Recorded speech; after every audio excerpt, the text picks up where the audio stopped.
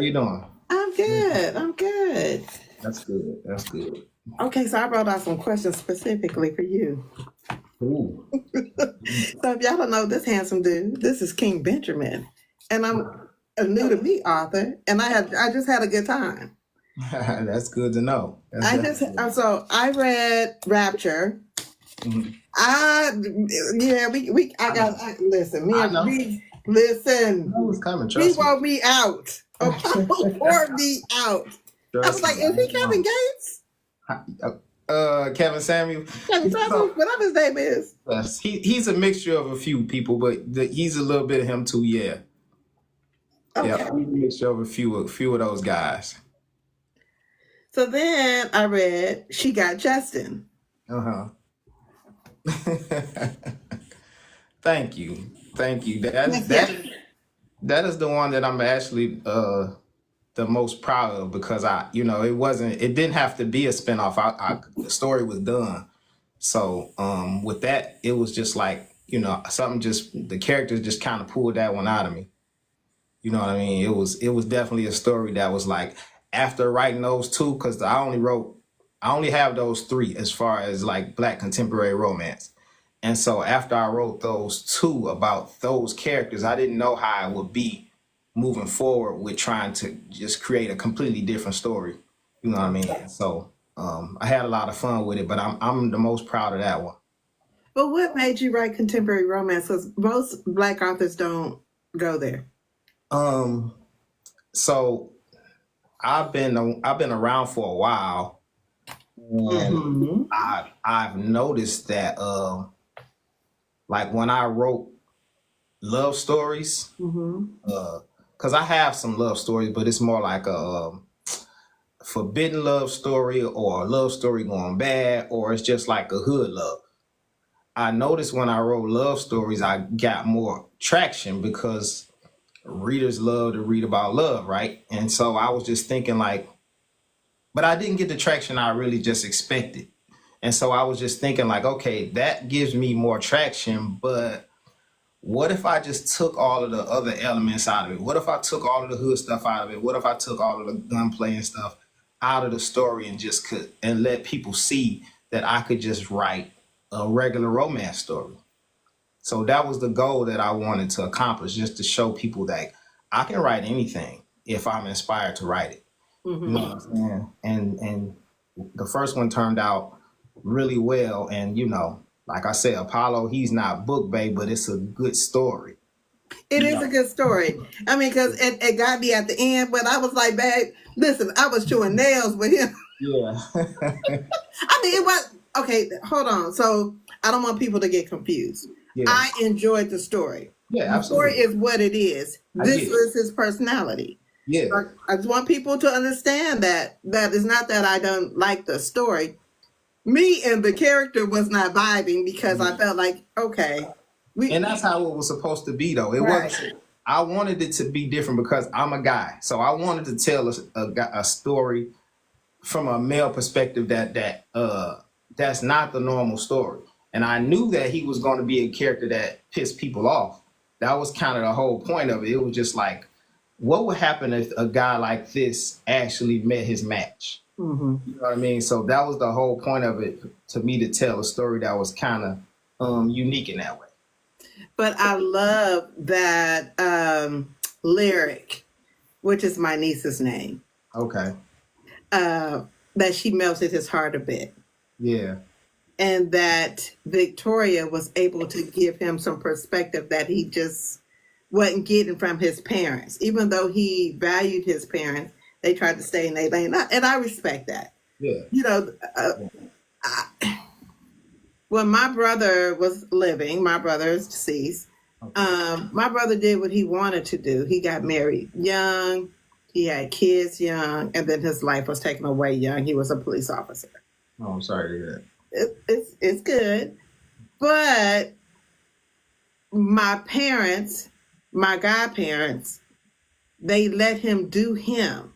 Right. They let him figure stuff out. Whereas when I came along, and some of my cousins and my sisters, when we came along, it was more so, okay, let me help direct you. Yeah. So it was a difference in how we were raised versus how he was raised. Yeah. You know what I'm saying? I And do. I can see that with his parents saying, okay, I'm raising a young man, but he's got to find his way just a bit. Right. So he comes to them for advice. They give it. He take what he felt was necessary and move on. Where Right. Victoria was like, hey, you really like this woman. Let me give you some perspective. And he was like, okay, I'm open because I like her. I'm in love with this woman, and I don't know what I'm doing wrong. So I appreciate the story for what it is. But when I'm saying when he was going through that struggle, baby, I was chewing nails. I was like, oh Lord. Yeah, that tug of war that he had within himself, I think that was one of the funnest parts to write, because I think realistically, somebody like that, it has to be a tug of war. You don't just Right. wake up and decide you're going to be somebody else. Right. And you saw his evolution along the way, and that's what I appreciated. You saw the growth that he was getting, because when they hit Turks and Caicos, I was like, oh, wait a minute. Right. It's something going down different. Right. Absolutely. And Yeah. I think, and then for women, y'all hear me well. I'm a woman of a particular age. Y'all can see the gray. So am I. Also, The ball.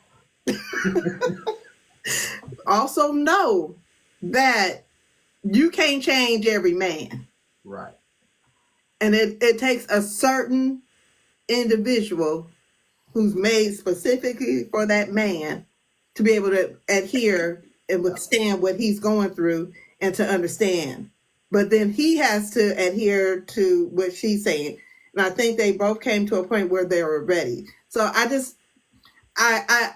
I'm saying this because I know we see a lot of romance books where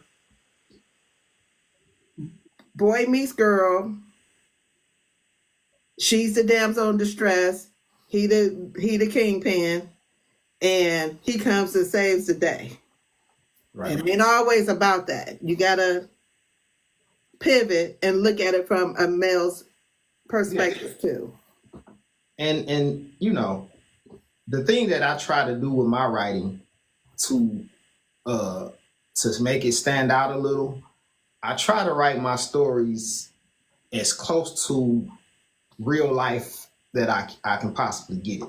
So in a lot of my books, you're always going to see storylines that you can look back and say, this could have really happened. Even in the most wildest stories that I write, it's always like true to life form where you can look back and say, a lot of this could have really happened, no matter how outrageous it was in the reading. Yeah, I agree with that. But I really did enjoy Justin's story where his demeanor, his character was way different. One thing that I'm going to say that I admire about you between these two characters, they were totally different. Yeah. Their stance on relationships, their stance on how they approach women was totally different. And you can see the stark differences. So I'm glad I read both together. I'm glad you said that too, because like that's what I meant by, I was most proud of that story, because when I got to his story, I was like, that's the first thing I said. I said they got to be different. They can't be the same, because it wouldn't make sense to write the story. Yeah. And just so happened he was in both books, so I kind of knew where I wanted to go with his character. Okay, I like it. I like that answer. I like that. So, with writing romance, what would you advise for men to get into the contemporary space? Well, I'm new to it, so I don't have a whole lot of advice that's like OG advice when it comes to contemporary romance. But I actually I've been I'm a student of the game, so I'm always trying to learn and pick up on what I can pick up on about it. And so the very first thing I would say is you absolutely have to learn how to write love scenes, because I remember when I was kind of like in the middle of my career. Like I had been out for a few years, but still had a long way to go. A lot of women used to always say, and they still say it, like, guys don't really, a lot of guys, they don't really, you know, the love scenes are always kind of dry. So that's one thing. Like if you're a writer that you want to explore the contemporary romance or romance in general, I think you have to write strong love scenes. But also you have to be able to tap into the emotions of the characters because um, a lot of times the emotional side, I think we fall short on that too as Right. writers, especially if we coming from the urban community, you know. But how does a man, I wouldn't say a man, how does a male perspective who is, most times if they're not writing street lit, they're writing science fiction or something like that, fantasy or whatever. How is it difficult to put yourself in a woman's point of view and really capture that woman? For me, no, because I've been writing for so long. But like it all comes with, like I said, being student of the game. Because when I first started to pursue writing, I did the homework and I did a lot of reading and I did a lot of just trying to get inside the characters' heads. And I can remember I read one book that was completely written in first person about a woman from a male.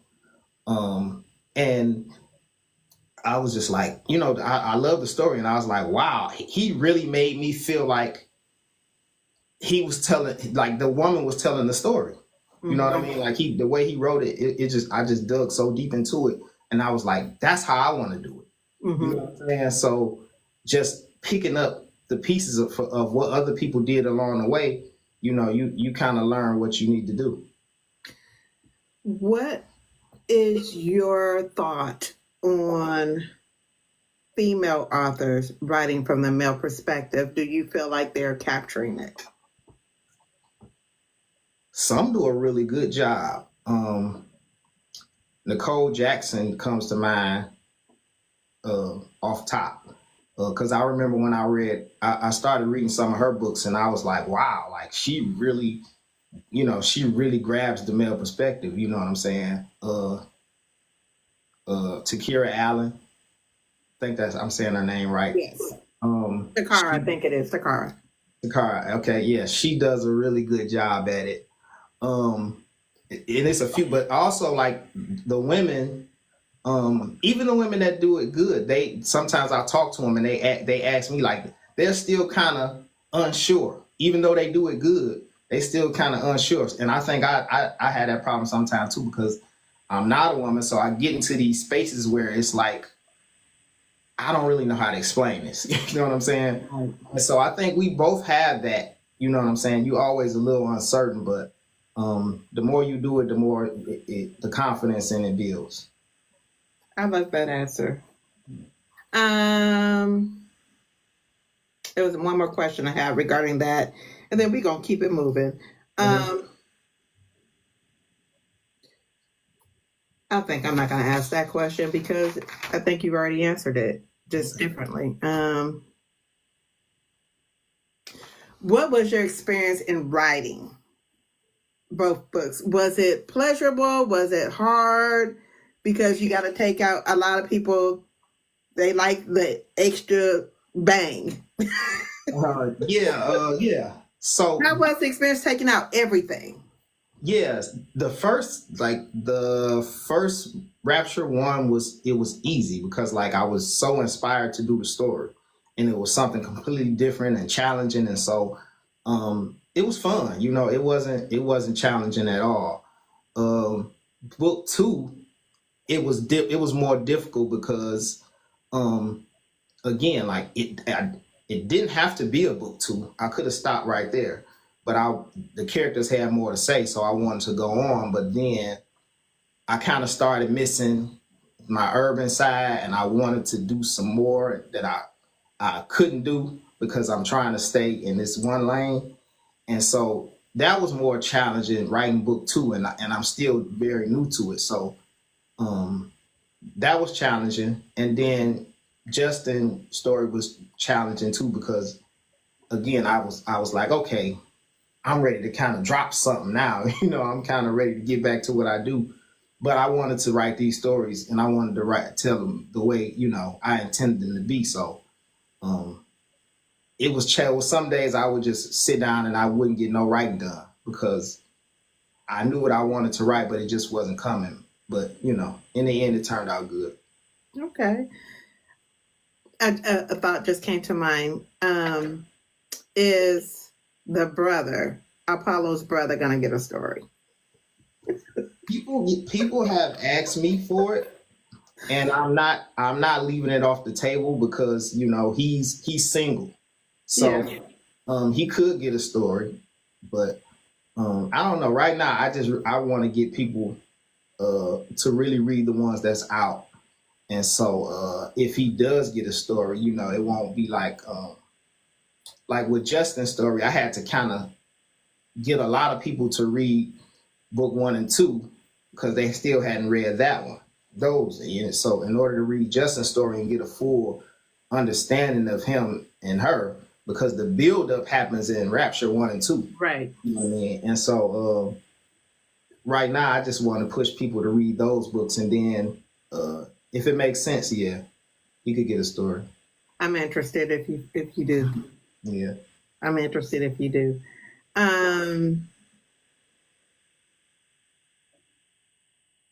Was there pressure to write contemporary romance from a male perspective? No, it was a story that I was just inspired to write. I was thinking about it, like authors do. We just get these ideas that pop in our heads, and I just wanted to try it and see if I could do it. But one of my favorite authors is a contemporary romance author, even though I don't really read contemporary romance. I just love her writing style. Her name is Nia Forrester. And Yes. and we started talking and I let her read it. And she was like, this is good. Like she really just gave me the confidence to go through with it. And then she actually helped me with the story. You know what I mean? She was like, send me the whole book. You know what I mean? So she did like a edit, not like a line edit, but basically like a story edit. You know what I'm saying? So she helped me develop the story a little bit, but that gave me all the confidence I needed. Just being able to talk to her and get her. And she was one of the people that told me, like, you do dialogue really good, and you get inside the woman's head just as good as you get inside the male's head. Right. So with me having so much respect for her as a writer, once she said that, I was off and running. I didn't care what nobody said. You know what I mean? Yeah. Okay, can I ask a question to an author? I'm just because I've always been curious. Most books that we read have an urban feel to it. And I know that you took out, the game, well, the street element of it. Yeah. But isn't it still contemporary if some of that is included? You know what? I'm so glad you asked me that question because honestly, I'm just as confused as you are. Like, I've been saying to myself, like, I don't really understand the labeling of fiction in today's times because I'll take Demon's Dream for example.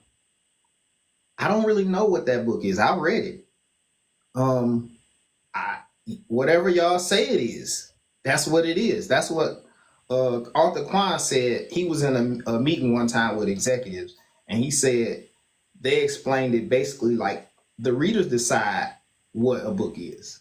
And so when I look at things, it's like I'll read a book uh, that feels like one thing, but then I'll see people calling it something else. So I'm like, I don't really know. You know what I'm saying? And so I labeled this. I said, I asked Naya. I said, what is contemporary romance? I said, do you consider yourself contemporary romance? She said, yeah, I'll take that title. And I said, what does that actually mean to you? And she said, it's basically modern romance. And I said, okay, that makes sense. You know, based on because, you know, I guess the old standard is not really, you know, there's a formula to the old standard that modern romance doesn't follow. You know what I'm saying? And, you know, just for example, like one love interest, you know, like in contemporary romance, you kind of expect it to have one love interest. And it's kind of focused on this character and that character.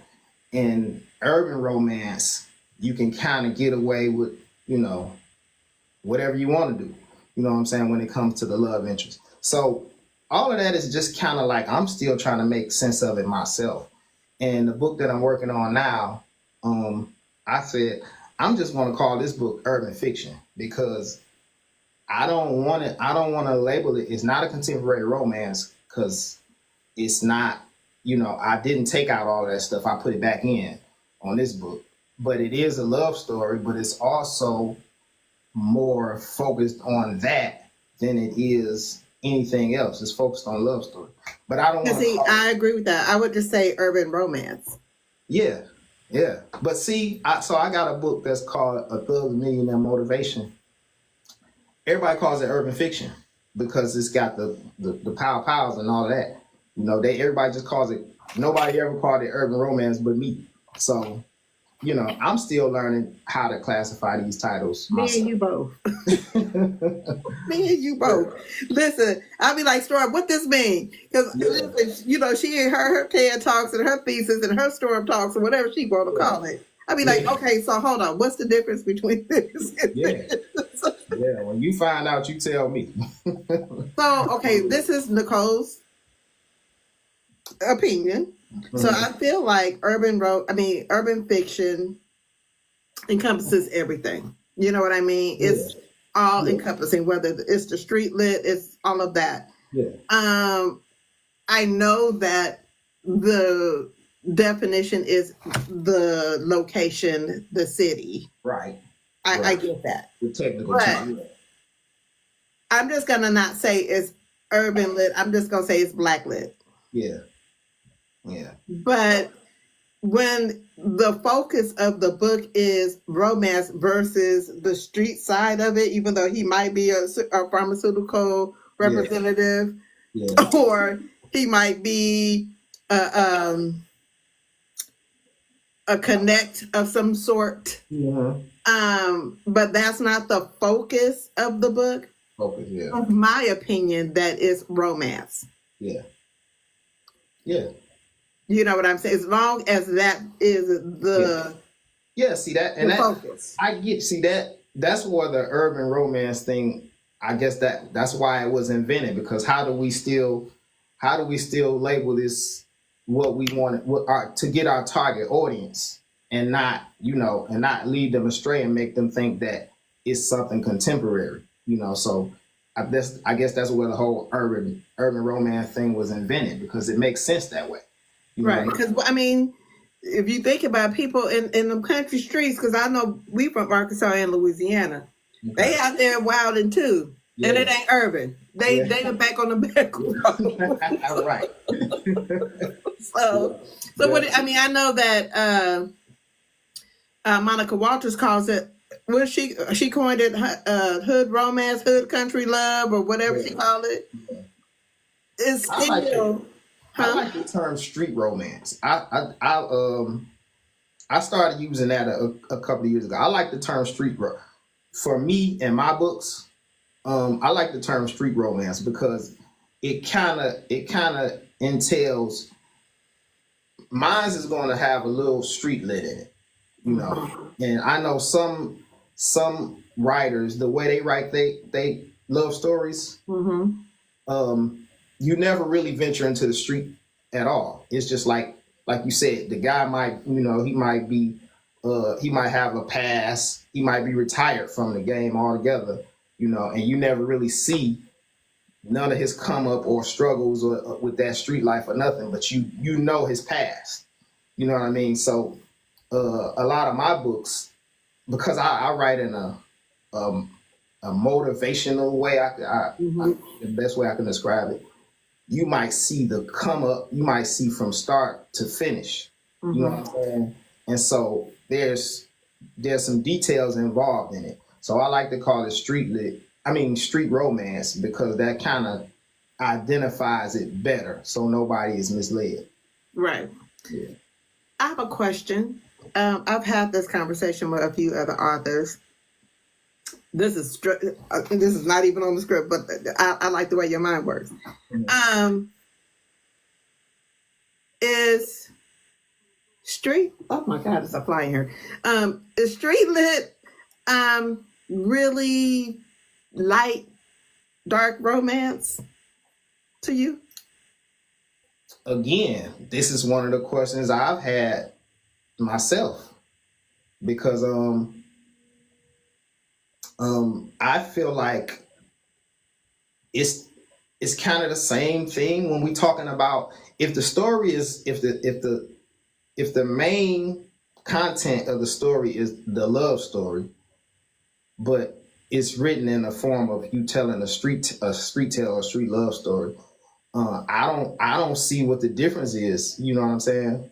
Mm-hmm. It's kind of the same thing to me, and you can break down the differences, but I'm just talking about the basic storyline. You know what I'm saying? The the the backgrounds and everything else might seem to differ, but it's dark romance. Right.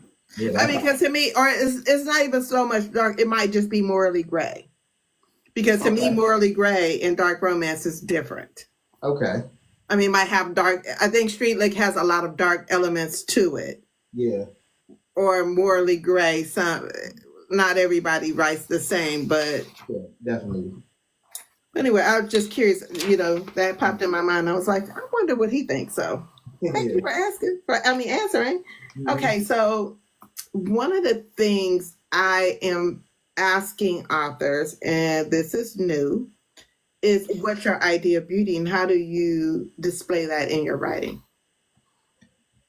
My idea of beauty. Um, that's a good question.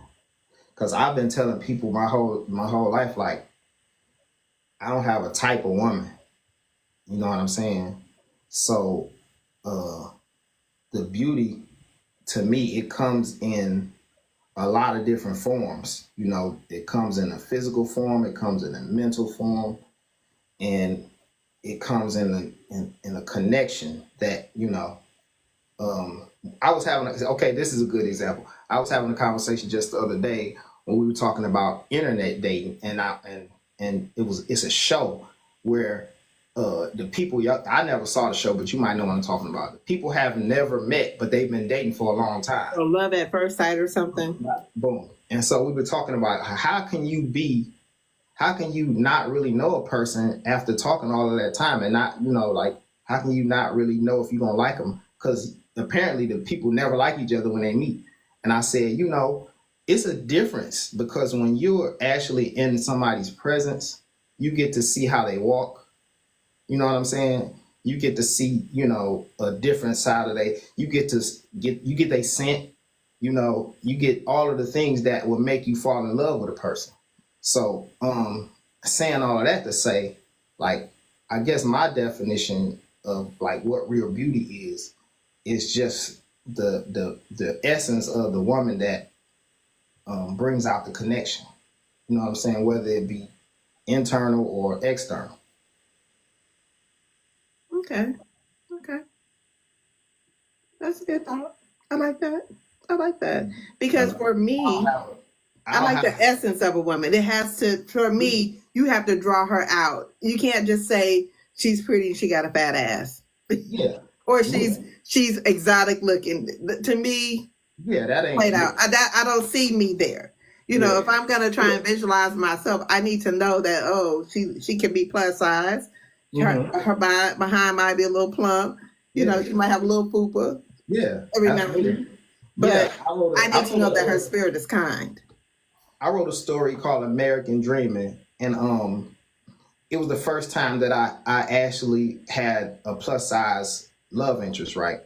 And when I wrote the story, I was thinking about I was thinking about, like, I said, who can I use as my character motivation, because I always need something as my character motivation. And so I was thinking about Jill Scott, and I was like, that's the most one of the most beautiful BBWs I ever seen.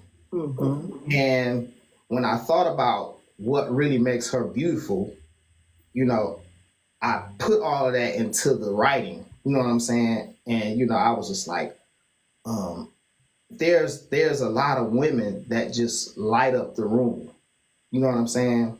But she's a great example of that. So it's like, um, when you have that type of beauty, it's really easy to capture, because it's like, it's not just one thing. You know what I'm saying? And when I describe her, the girl that I'm talking about, it's like she's not a girly girl. She drives a high-low at work. You know what I'm saying? Mm-hmm. But he sees her in her womanhood. You know what I'm saying? And he sees her when she's like, when she takes her dreadlocks down, and he falls in love with her smile. And, the girl that he's with, she's not plus size, but the connection that they have is so strong. He completely forgets about her.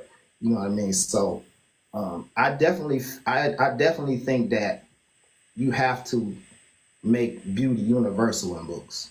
Yes, I agree. 100%. Yeah. So I was told, I was voluntold to ask you your thoughts about the TBR, because I missed the interview. So I need to know, what is up with the TBR? Okay. I'm glad you asked me that too, because I be joking, but I be serious. But it's like, so the TBR to me it can be, for authors like myself. I'm the perfect example, because have a fan base, but it's not huge. So it's like the supporters that actually buy my book on release day and download it or whatever and start reading it that day. That makes the difference between basically a profit and a loss. You know what I mean? So I really, really prefer people that just like read the book, you know what I'm saying, when it comes out, because what happens is, if you put it on your TBR and read it next month, I probably took a loss already, So that's not your fault. It's not really your problem. But I really do try to make it to, I try to get my readers to kind of get behind my release dates, because for one thing, if you haven't read it, you can't talk about it and tell nobody about it. True. You know what I mean? But like with the authors that drop and do huge numbers, they do those huge numbers because people read the books when they come out, and then they start talking about it, and more people read the books, and so forth and so on. Right. So it's a very big difference in somebody reading the book and then putting the book on their TBR. Right. It's not, but you know what? I'm just gonna go and tell you. Yeah. I threw my TBR away because there was 500 something books on there. But because my thing is, I'm a reader. Like, you have those that read for reviews and clickbait, and they just try to highlight the good stuff so they can say that they read it first. I'm not that person. Absolutely. I read. Like, I be in that thing. I see. You just got those books and you knocked them out real fast. My books.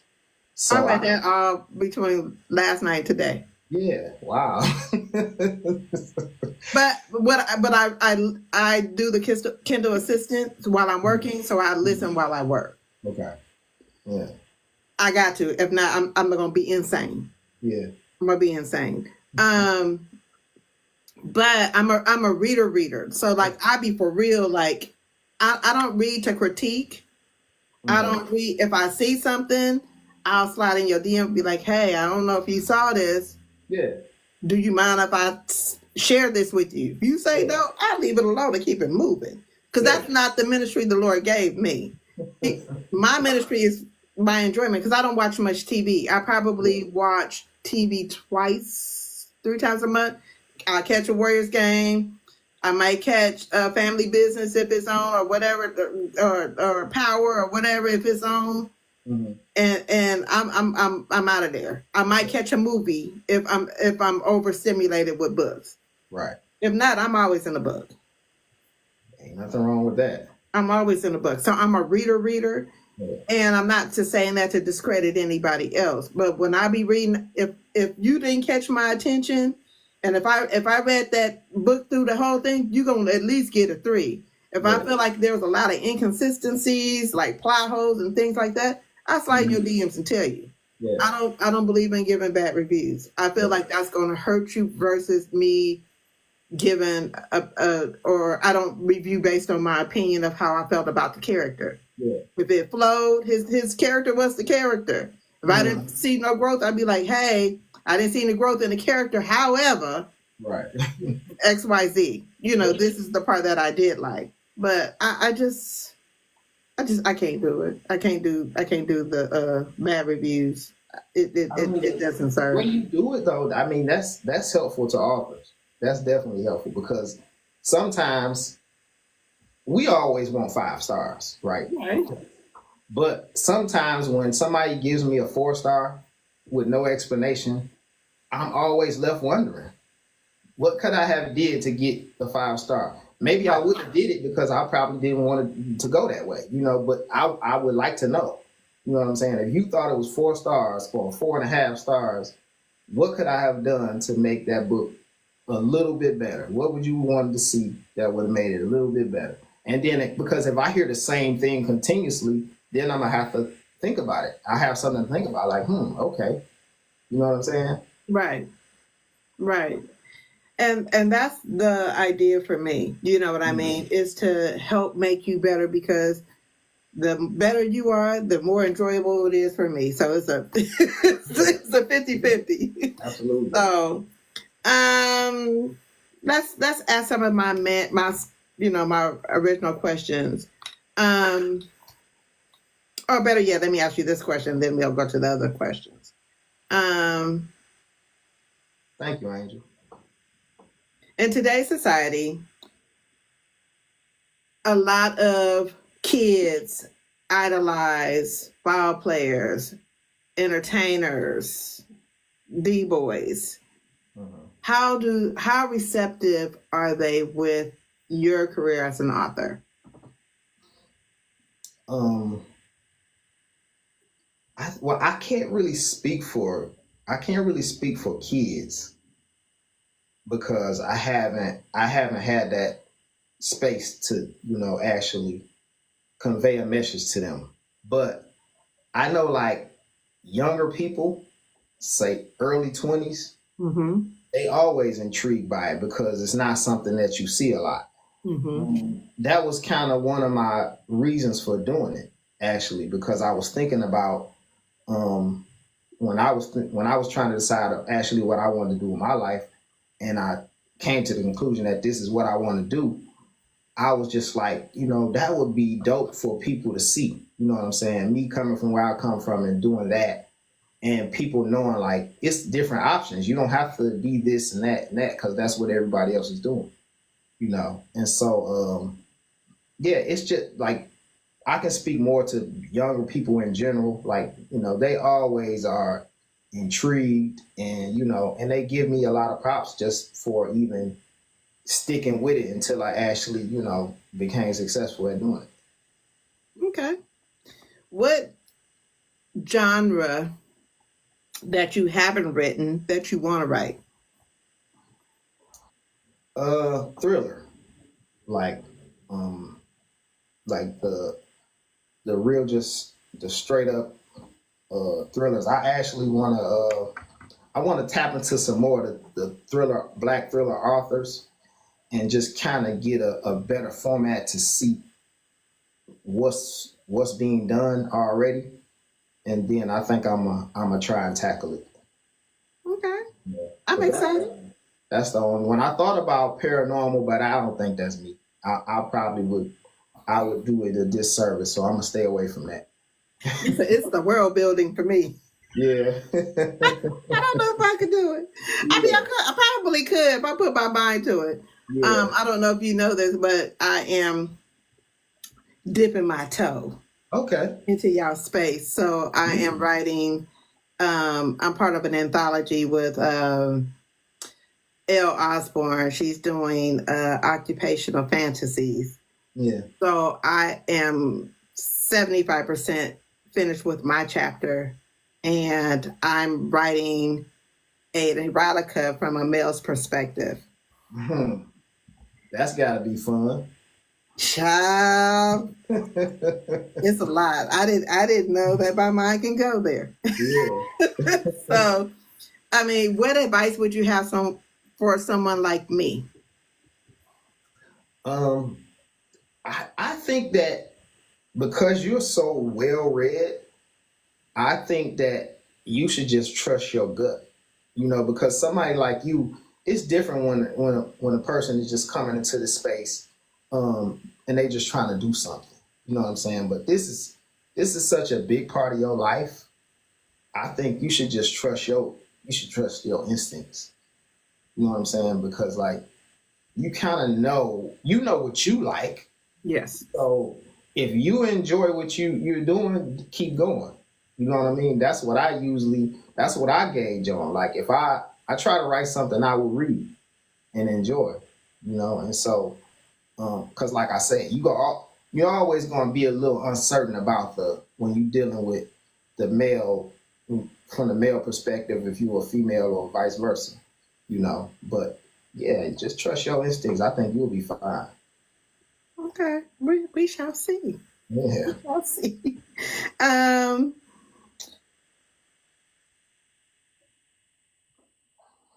are there any misconceptions? Because it's not a lot of male authors. And the reason why I keep driving this is because I would love to see more male authors in the romance space. You don't have a lot. You have Cartier, you have yourself, you have Michael Rain. Who else is there? There's a couple more that write in y'all space. Mm-hmm. Are there any misconceptions that you want to dispel about male authors? Just that we can't do it. I think that is the misconception, that we can't do it. We won't write it well, and we won't give the readers what they need. You know what I'm saying? Because I think a lot of readers, they have locked into certain authors because they know they're going to get what they need when they read these books from these authors. And so life is always life, and you don't always have time to just check out somebody new. But if you feel like you just got to get what you need, then you're not going to pick up a male author that you never read, because that's the misconception. You know what I'm saying? He's not going to.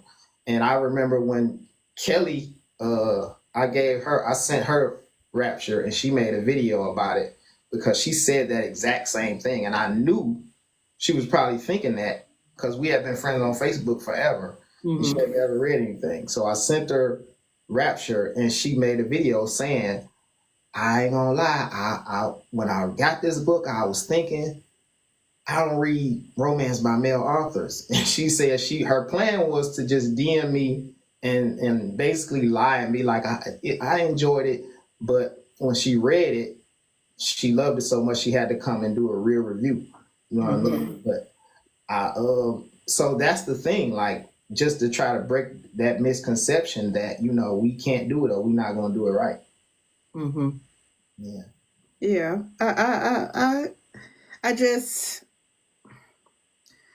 I want more male authors, and if you guys see this interview here on TikTok or on YouTube, which it will be posted, that you come out the shadows, because I think there's a space for you and your Yeah. voice needs to be heard, but it's not going to be heard behind the shadows. You have to come out. Um, I just bought, I think I put it up already, Jaquavis's book, Cartel Queen 2, because I'm a big listen. I like the foolishness and the mayhem in the books. And I started that book years ago. Okay. And it's not a lot of y'all. We were talking on live maybe a couple of days ago. Storm, Shannon, it was a bunch of us. And we were saying how we would love to see an anthology from the Black male authors. You, Cartier, Michael Rain, whoever else want to join, just so that y'all can show that y'all united and this presence is in here. So think about that. Yeah, I think your name was mentioned as well. Yeah, I definitely rock with Cartier.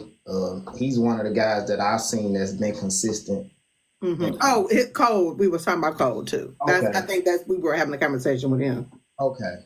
Yeah, but I'm always open to networking with Black male authors. For a while I went on a whole campaign just trying to get guys to actually, unite and start supporting each other the way the women do, because that pushes a lot of books up the charts too. The way the women support each other, because they all have a fan base. Yeah. So it's like you putting your stamp on another author and saying, I rock with this author, go support. Sometimes that's all it takes. Mm-hmm. And so I think that's something we definitely need to start doing. Okay. I like that. I do. I think I have an idea, but I'll tell you off air. I have an idea that I would love to tell you off air. Does your ideals of everyday life, does that mirror anything in your books?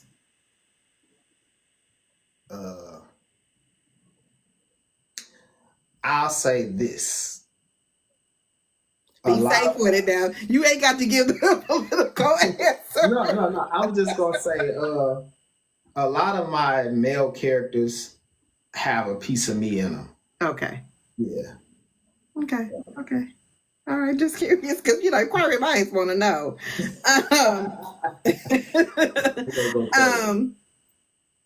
What inspires you? I mean, how do you stay inspired to write? At this point, it is a little more challenging than it used to be, but that's why I'm always like, no two books are the same. So, and I'm very proud of that. If you look at my catalog, it's not like, and sometimes I think, that's been hindering me, because a lot of readers, they just kind of like, they put themselves in this area, like, this is what I like. And so they don't step outside of that comfort zone. But I just write what I'm inspired to write. So no book is kind of the same, even though, some of the characters might have a similar background. It's always like, I don't think I have any stories that are like that. That was just like the other book he wrote. You know what I'm saying? Mm-hmm. And so I stay inspired just by trying to find something that I haven't wrote. Mm-hmm. And that sometimes that just pops out. I could be in the shower or something that I just come to. But I know when it's an idea I want to run with. Okay. All right. I'm going to ask you some of my regular questions. What are the ingredients to a good plot? A good plot. The first thing that comes to mind is suspense. Because if you can pull people in and have them um, engaged and curious as hell as to what's about to happen next, and you can keep that going. Um, that's one of the heaviest things.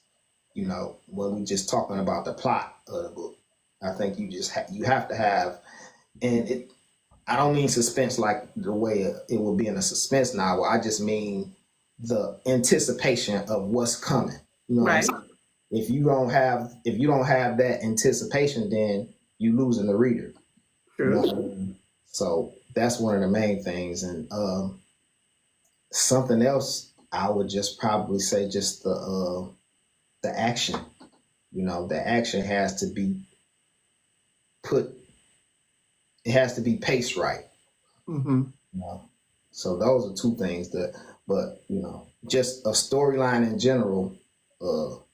I have a whole list of things. It's actually right there on my wall that just makes up a good story. It's the dialogue, it's the character development, it's the what does that say?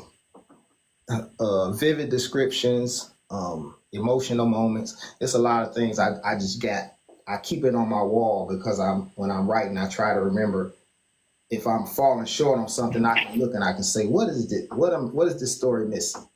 You know what I'm saying? Mm-hmm. Yeah, so it's a lot of different things for sure. Okay, sorry. The TikTok is doing something weird. Okay. This is crazy. Why are we doing this? I don't know.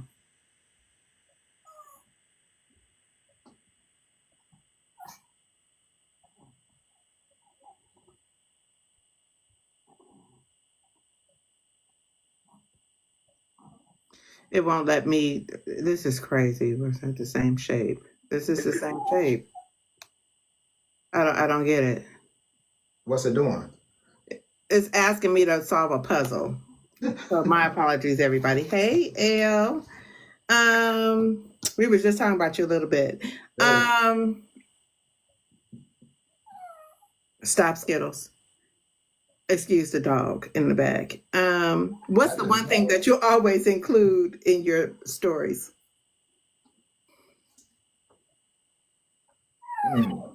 One thing that I always include lately it's been like inspiration, because a lot of my storylines, it's kind of a dual storyline. So the characters are always searching for something outside of the love story or whatever. Mm-hmm. They're always on a journey to, they're searching for some other type of success or some other type of accomplishments outside of just the love story. And so that's been my thing with the Believe series. That's why it's called Believe. American Dreaming, A Thug's Millionaire Motivation. All of those books have been I've been trying to inspire. Okay. Yeah.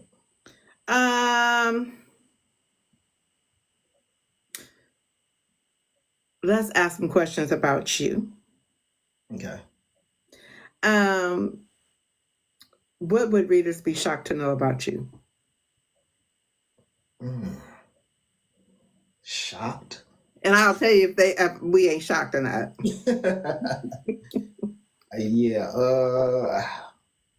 What would readers be shocked to know about me? I know a lot of Spanish. Okay, I'm shocked. Yeah. I mean, not shocked in the sense because I know a little bit of French, not a lot, but okay, I like that. Come on, black man, speaking Spanish. Describe yourself in one word. Driven. Okay, like that. Name something everybody loves but you hate.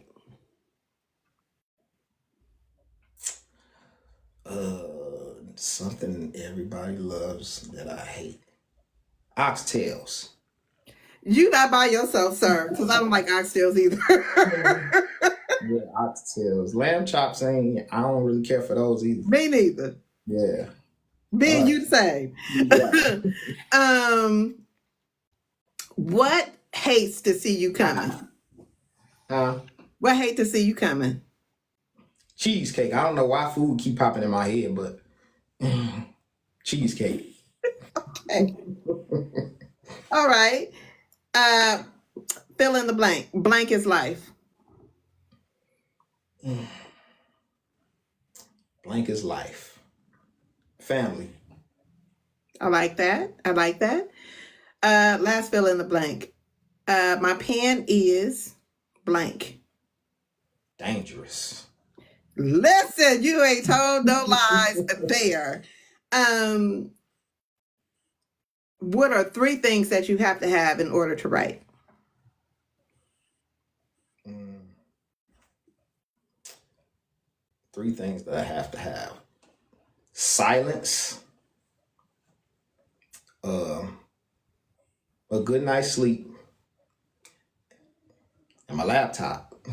All right. All right. All right. What's too far for you in writing? So I'll just never write about that. Um, that's a good one because I don't put content warnings in my books.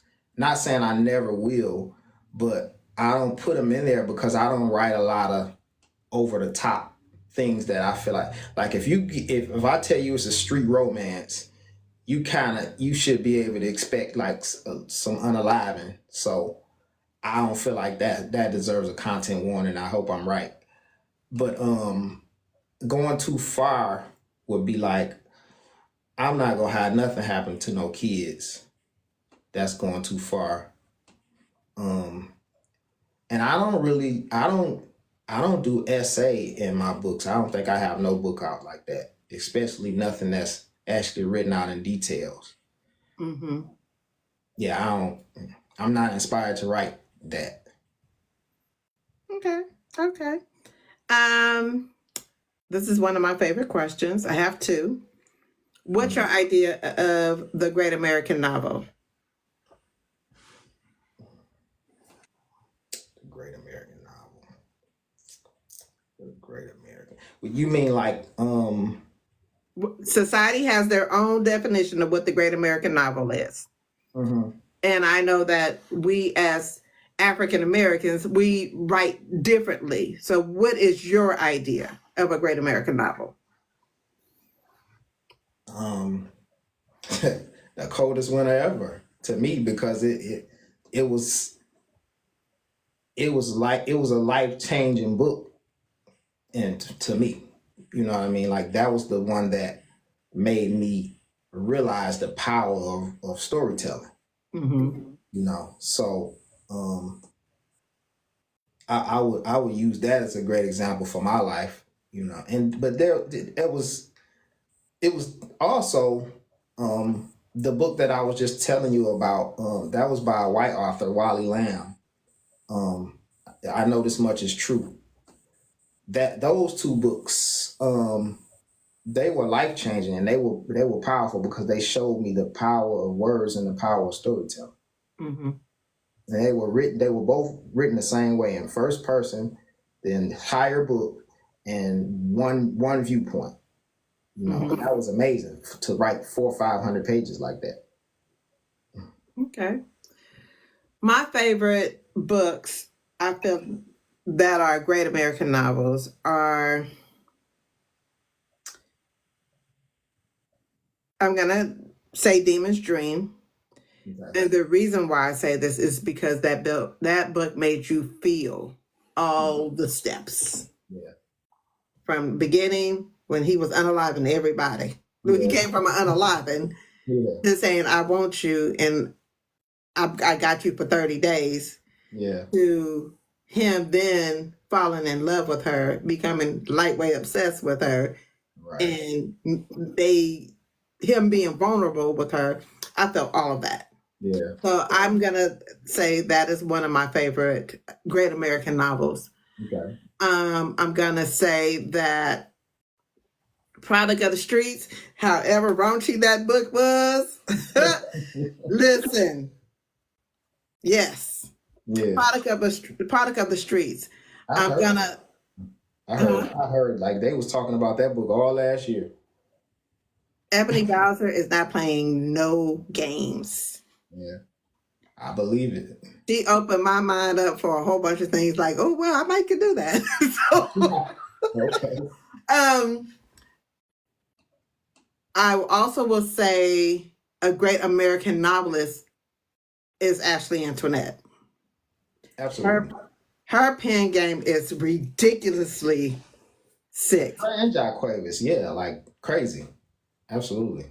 The roller coaster she took us on with Ethic and the Prada Plan and Mhm. Lux Life, all Butterfly. I can't. Um,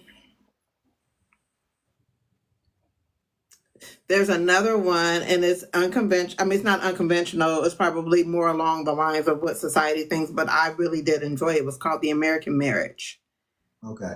and it did not end. It did not go the way that I thought it was going to go, Yeah. which I appreciated. I think that's by Terniv. I can't say her name. Do. Mhm. So those to me are the great American novels. I mean, I'm sure it's a whole bunch more that's in my repertoire, but that to me is because it took me through a journey. I can feel like I was a fly on the wall, and I felt every emotion that was intended. Yeah. So I know that we are a little spicy in our writing. So Yeah. that's why I ask. Okay, so I have two questions, and you might give the same answer for both questions. So, if you can if you could put five authors or writers in the Black Writers Hall of Fame, who would they be? The second question is, if you can invite five authors or writers to dinner, dead or alive, who would they be? And you can include yourself if you need to. Um, I would include myself, but for this particular purpose, I'm gonna leave me out because I want to see if I can think of five outside of myself. Um, Hall of Fame. Um, well, Ashley and Jaquavis, that's two right there. Hmm. Um, you know, So, look we talking about Hall of Fame or dinner? Hall of Fame. Okay. Yeah, you talking about Hall of Fame. Um, I would probably put dinner too because like those my folks, so they would probably go on both lists. Um, Ashley and Jaquavis, um, Sister Soldier for what she's done. Um, Hall of Fame. Um, I'm trying to think of people that have actually contributed um, Hall of Fame worthy um, material. Um, Nicole Jackson, I would actually put her in there. Okay. And what would be the last person? Dead or alive? Donald Goines. I just bought his whole catalog. Yeah. I just bought his whole catalog. Yes, I love that. So, dinner. Who you inviting to dinner? Dead or alive? um, it would be the same people except um, no, I would change out too. I would still keep Ashley and Jaquavis. I would still keep Sister Soldier, but I would add what's her name? Takira Allen. Okay. I would add her and Nia Forster. Okay. Yeah. Okay. I like that. I like that. I like that. Um, you ready to pop your shit, sir? What that mean? I It's just saw that. it's I be just seeing that. I never knew what it mean. All it is telling the folks where you're gonna be, who you are, how many projects you're coming out, that kind of stuff. Okay. I'm sorry.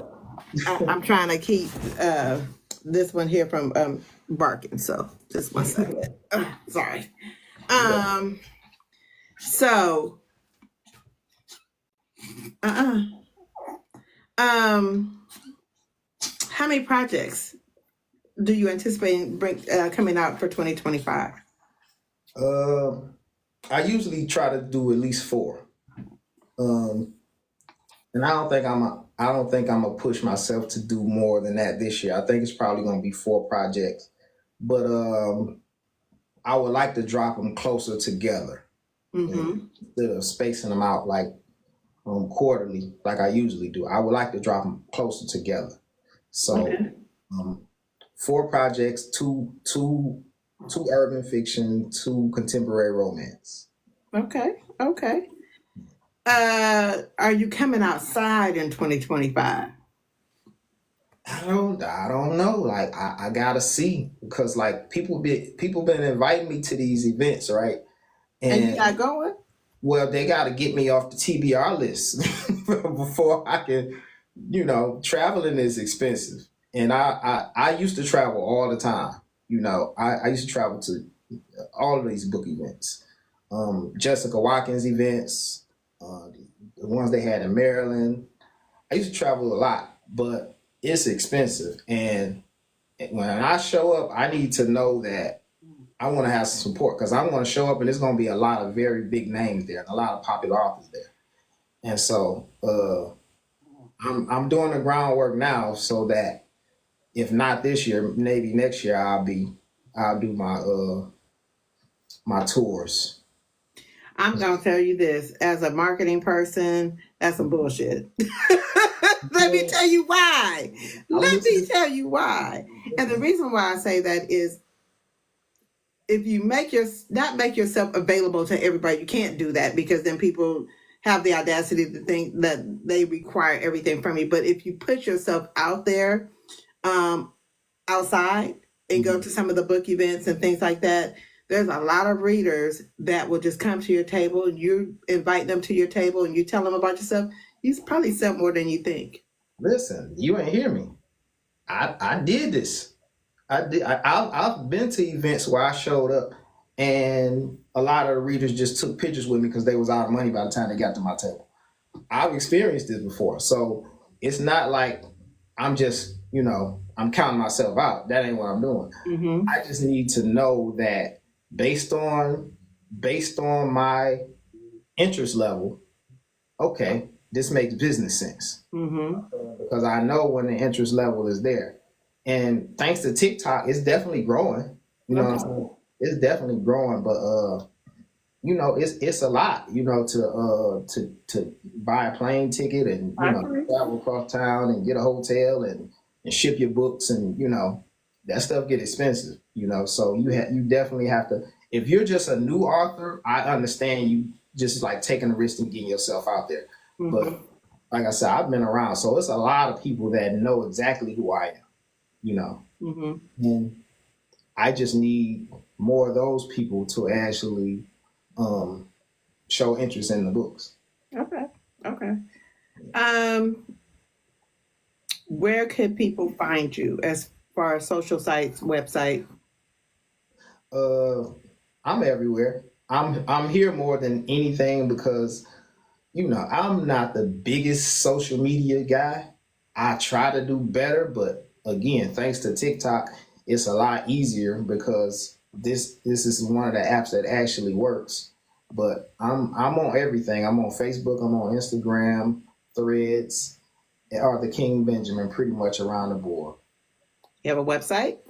Yep. My website is King Benjamin Presents, and KingBenjaminPresents.com. And I would urge readers to sign up to my mailing list. That's kind of like the most powerful thing that authors have.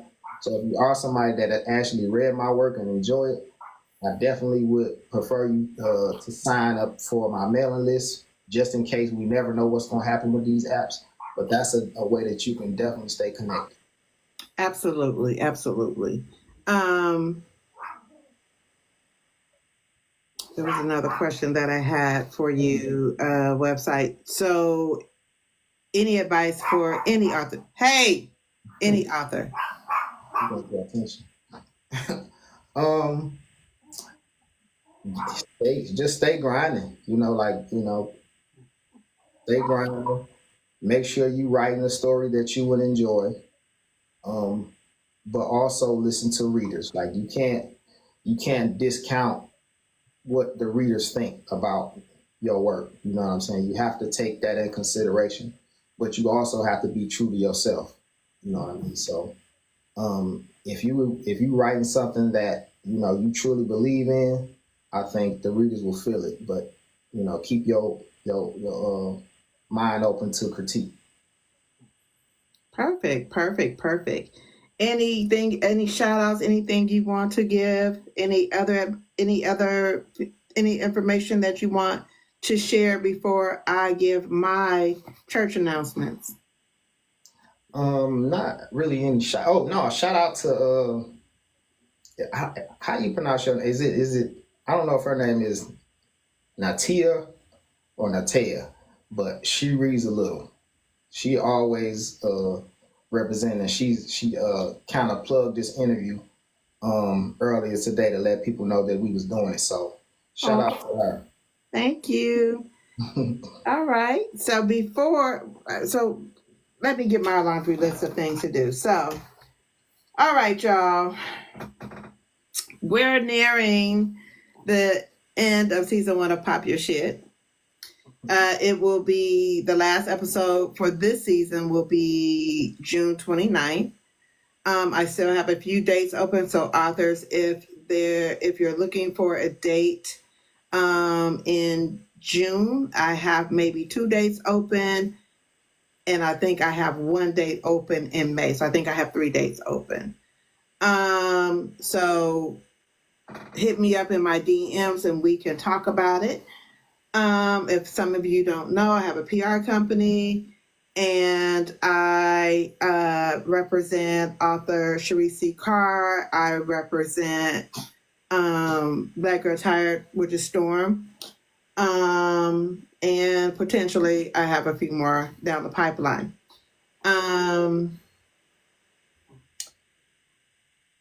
So if you're interested, please click the link in my bio to go to my website and we can discuss a plan to get you to the level in which you want to go.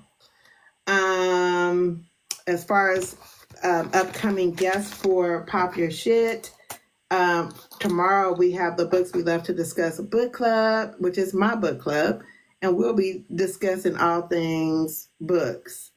Which the thing that we love to discuss. On Sunday, which is Easter, I have Arthur Cole. And then next week, it's not confirmed, but I will confirm with them. I have Asia Cornish on Thursday. And then on Friday, I have children author Brianna. So she will be on Friday. And then I also have, I think that's the end for this month. That's the last of it for this month for Pop Your Shit. All right. Make sure that you like and follow my social sites. I have YouTube. Help me reach 1,000 so that I can monetize so I can do even more. You guys know I'm very big on giving away books. I just gave away 85 books Jesus. for my birthday. Some people are starting to get them in the mail. And so I like to do things like that throughout the year because to me, reading is self-care. So, help me get 1,000 so that I can do more with this book community. Second thing is I have a couple of events that I'll be going to this year. I'll be going to the Chicago Boozy Book Tour. That's October 16th and 17th, I think. Go to the Boozy Book Tour site for Shannon and Storm. And you can see the dates, but I'll be going to that for this year. I'll be going to the Melanin Ball in February of 2026 in Las Vegas. If you're interested in that, again, the Boozy Book Tour, go to it's boozybooktour.square.site website, I think. I'm not sure. Sorry, Shannon, if you're in here. I don't remember the thing offhand. I am hosting an event in September of 2026. It's September 4th through the 6th. We're doing Napa Books and Wines tour. And it's Friday, Saturday, and Sunday. It's Labor Day weekend. If you're interested in getting together, this is really not a book fair, but it will be bookish content available. We going to Napa. We're going to be out there. We doing it then. We get ready to go to the countryside. We're going downtown Napa. And then we're doing a tour of San Francisco, Oakland. So you can see where I come from and what's going on out this way. And we will be visiting Marcus Bookstores, which I think is the oldest Black bookstore in the country, I believe. So we'll be doing that. But it will be a time. As far as if you're looking for an online bookstore owned by a Black person, look up the Literary DFW. That is Shannon. She has a book box. It's called Spend a Night with a Book. And when I tell you, you pick the genre in which you want, and she gives you some great bomb-ass recommendations if you want to do a book box of the month. If you're looking for a baby narrator who's just stepping her toe in this business, look up LaShawn. Gigi, is it Good Girl Reads? I believe it is on here. Also in 2026, I'll be going to Shelly. I don't know the name of your event, but it's in Los Angeles, California in April 2026. And that's going to be a time I cannot wait for that event. If you're in the chat, Shelly, give me the dates and I'll say it. It's not right here. If y'all know I represent Storm, she has a planner. If you're looking for a content planner, a self-care planner, and there's another thing that she got going on there, but it's like a 3 planners in one, go check out Storm. Huh? You said it's called Author Takeover. Author Takeover. And what's the dates? April what? It's April 6th. Is it 16th or something like that? I can't remember the date. April 25th, 24th and the 25th, I believe it is. It's 2 days. I know that for sure. If you guys are looking for an editor, a good editor, she edited the #1 book in the country at the time, Jacquel J, Marked by Tylee. She's fair with her prices, and she know what the hell she doing. She don't play them games. Okay? I also represent Cherise C. Carr, so if you're looking to become part of her street team, the link is in my bio, but it's Cherise C. Carr's street team. If you're looking to become part of her art team, please click the link or send me a message and I can get you in part of her art team. What else? If you're looking for author merch, Shannon again does author merch. She can do book boxes. She knows how to do websites. Shannon's a jack of all trades, so make sure that you hooking up with Shannon. Is it via I read books? So, or look up the the literary DFW. Either way, it will get to her. The author that did my merch is Latoya Watts. So if you're looking for author merch, again, she did my t-shirts, she did my bookmarks, she did coasters, she did all kinds of stuff, refrigerator magnets, fans, all kinds of stuff. So look up Latoya Watts if you're interested in that. If you're looking for graphic tees, Mika G and her graphic tees, look her up on TikTok. She is fabulous. And she not playing with them t-shirts. They are hot.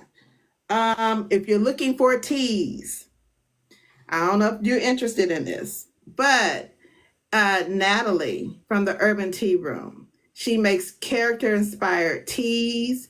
So if you're looking to do like a book box or something, or if you just want her to do a box of teas inspired by your characters, hook up with her.